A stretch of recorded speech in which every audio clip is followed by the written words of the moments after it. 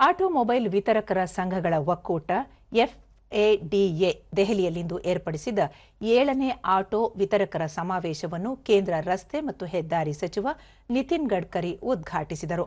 ಈ ವೇಳೆ ಒಕ್ಕೂಟದ ಪದಾಧಿಕಾರಿಗಳು ಉಪಸ್ಥಿತರಿದ್ದರು.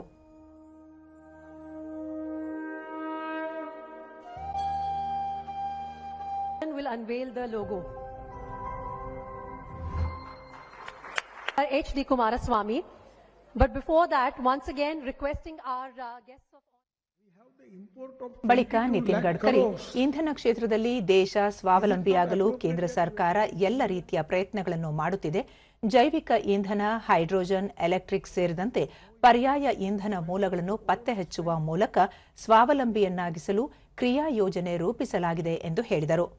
ಪರ್ಯಾಯ ಇಂಧನ ಮೂಲಗಳನ್ನು ಸದ್ಬಳಕೆ ಮಾಡಿಕೊಳ್ಳುವ ಮೂಲಕ 22 ಲಕ್ಷ ಕೋಟಿ ಆಮದು ಸುಂಕವನ್ನು ಕಡಿತಗೊಳಿಸಲು ಪ್ರಯತ್ನಗಳು ನಡೆದಿವೆ.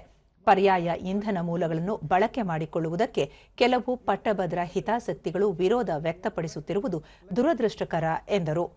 ಕೃಷಿ ಉಪಕರಣಗಳಿಗೆ ಬಳಕೆ ಮಾಡುವ ಫ್ಲೆಕ್ಸ್ ಇಂಜಿನ್ಗಳಿಗೆ ಮೆಥನಾಲ್ ಉಪಯೋಗಿಸಲು ಪ್ರಯತ್ನಗಳು ಮುಂದುವರೆದಿದೆ. ಅದೇ ರೀತಿ ಡೀಸೆಲ್ನಲ್ಲಿ ಐಸೋಬುತನಾಲ್ ಬಳಕೆ ಕುರಿತ ಪ್ರಯೋಗಗಳು ನಡೆಯುತ್ತಿವೆ.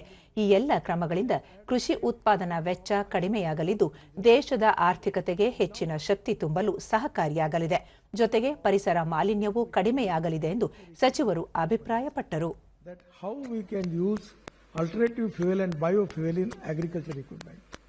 Now I got tractor on electric. Yes. So my electric power is solar power.